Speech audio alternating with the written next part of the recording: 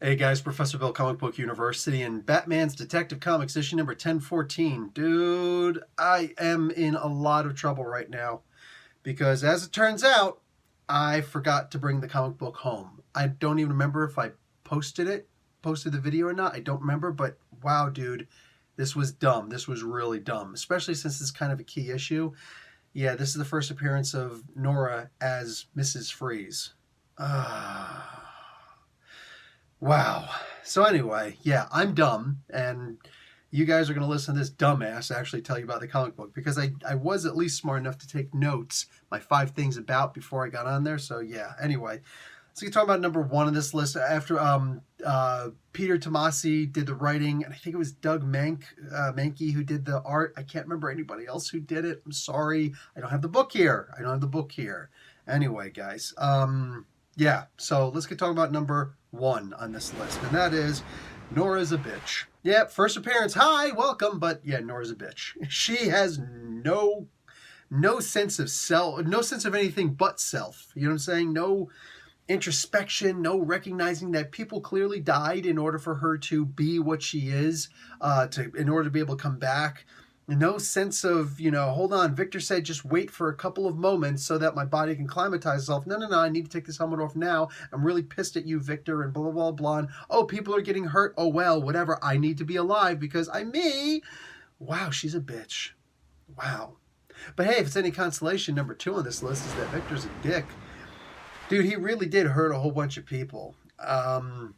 Maybe we can blame this to Batman recently beating the crap out of him in the Tom King book, but like he might be a little scatterbrained right now. But I'm telling you, man, like Victor is a jerk, and he sits there and he takes everything that she's saying, and she's like, she is just wrong on every level. Talking about, oh, but it's love, Batman. It's love, Bruce. It's love.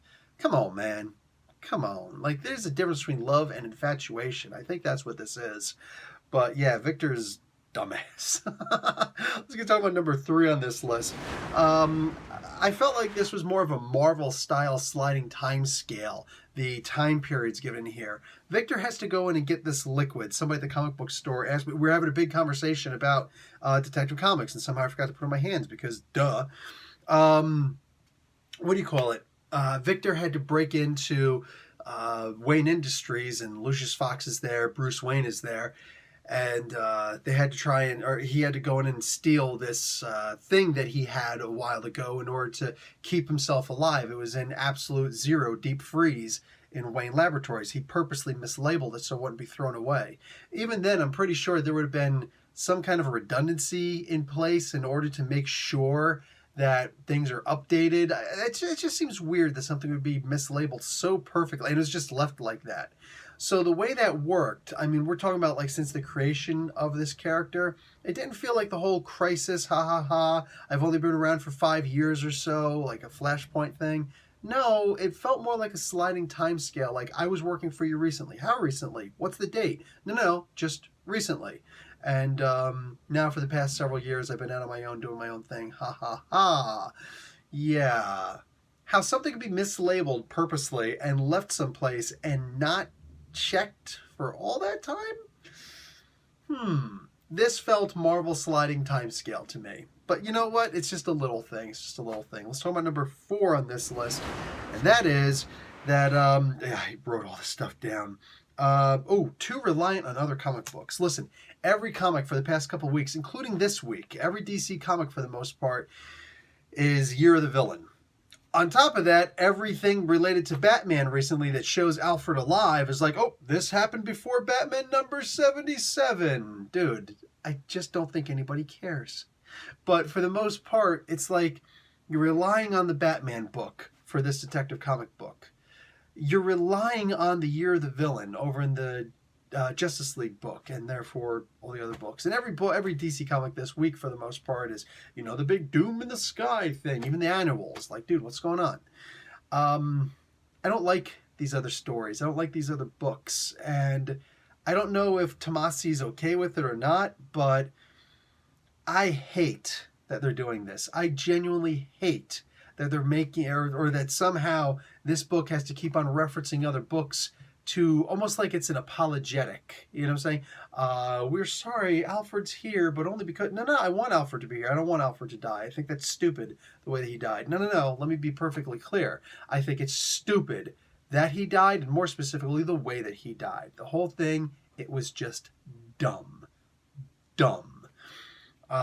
For me to not sit here and say, oh, yes, it was a plan, and Alfred will of course be back in a little while. You're telling me that Batman sent Damian in knowing that he would be killed, that Alfred would be killed. Come on, man. Come on. What happened to the one rule? But it's okay if it's your butler? Screw you. I hate that other comic books, especially this one, is acknowledging the existence of the Batman comic book right now, because most of us don't. That's just, it's pitiful that that's happening. And sorry for that rant. I got another rant for you for number 5.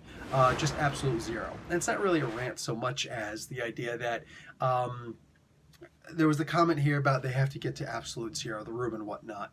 That's cute and all. Just for the sake of conversation, absolute zero doesn't actually exist. The whole Kelvin temperature system is built on the idea of absolute zero.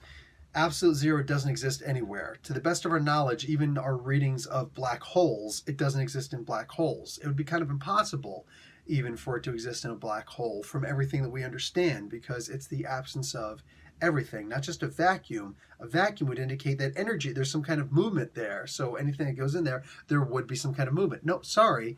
Absolute zero means that there is no heat whatsoever. Big common misconception. People think that cold is the opposite of heat. No, it is not at all. Cold is the antithesis of heat. Cold is more specifically the absence of heat. So something can't be the opposite if there's no. It's like, what do you call it? The opposite of love is hate. Yeah, sure, maybe.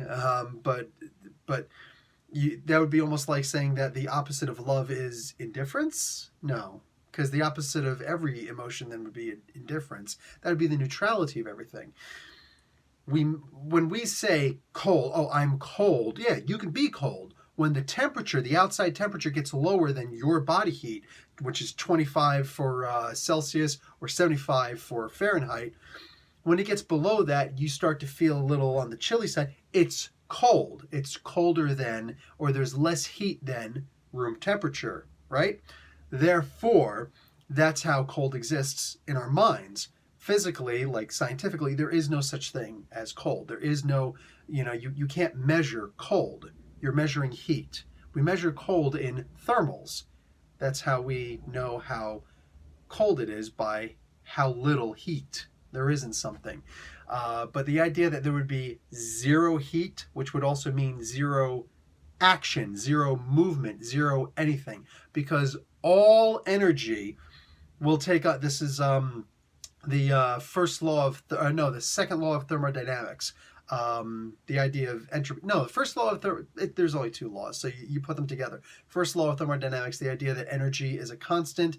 It cannot be destroyed. It only takes on a secondary form. The second law is the law of entropy. So when we actually do come to full entropy, the heat death of the universe, after that, oh sure, there's a possibility that there will be 0 Kelvin, that there will be absolute zero, maybe, I guess. But literally any kind of movement, all energy, the first law of thermodynamics, all energy will, what is it? It'll take a lesser form, and the most common lesser form is heat, some kind of heat dispersal. So case in point, when I clap my hands like that, I hope that wasn't too loud for you guys on earphones. Next time I'll remember to give you a warning. Anyway, when I clap my hands, it gets that energy that I used gets dispersed in multiple ways. One is the loud sound, that clapping sound, the reverberation, auditory, right? Another is a little bit of pain, the kinetic energy of this hand hitting this hand, this hand hitting this hand. You're going to feel a little bit of a sting. You know what I'm saying? You can, of course, ignore it if you got calluses on your hands from touching hot stuff your whole life and whatnot. But hey, but one of the main ways that energy actually disperses is through heat. So case in point, friction, tires riding on the road, things like that. All this energy you're using like this, some of it's sound, most of it's heat, right? You have to protect your computer from heat, all electronic devices, you have to protect it from heat. A bright light is on you for too long, heat, unless it's the phosphorescent, but then that energy has to be used in another way, right? So heat is usually the way that things are dispersed.